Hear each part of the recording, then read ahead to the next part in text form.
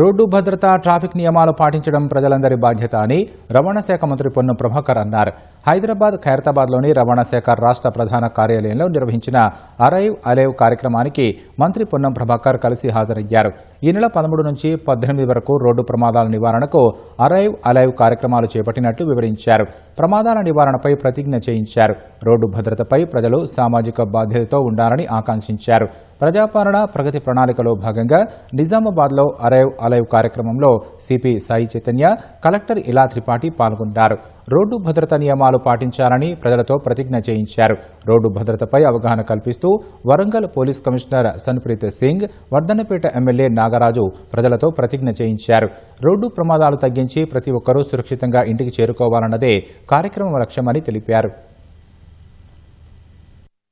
అంటే మనం ప్రయాణం చేసేటప్పుడు ఎటువంటి నిబంధనలు పాటిస్తే ప్రాణాలకు అపాయం జరగకుండా ఉండగలుగుతామనేటువంటి ఒక ఆలోచన ప్రజల్లో కలగజేయాలనే ఆలోచనతో ఈ కార్యక్రమం తీసుకుంటా ఉన్నాం. మీ ప్రాణాలను మీరు రక్షించుకోవడమే కాకుండా మీ కుటుంబాలు అనాథలుగా రోడ్డు మీద పడి ఈరోజు ఇబ్బంది పడుతున్నటువంటి వాళ్ళతో కూడా ఇంటరాక్షన్ చేపించి ప్రజలకు అవగాహన కలిగించే ప్రయత్నం చేస్తాం. అటు పోలీస్ శాఖ, ఇటు రవాణా శాఖ కలిసి రాష్ట్ర వ్యాప్తంగా గ్రామాన ఈ రోడ్ సేఫ్టీకి సంబంధించి కార్యాచరణ తీసుకొని వస్తుంది. దీని ముఖ్య ఉద్దేశం ప్రజలను అవగాహన పరచడం, ప్రజలు దీన్ని ఆచరించేలాగా చూడడం.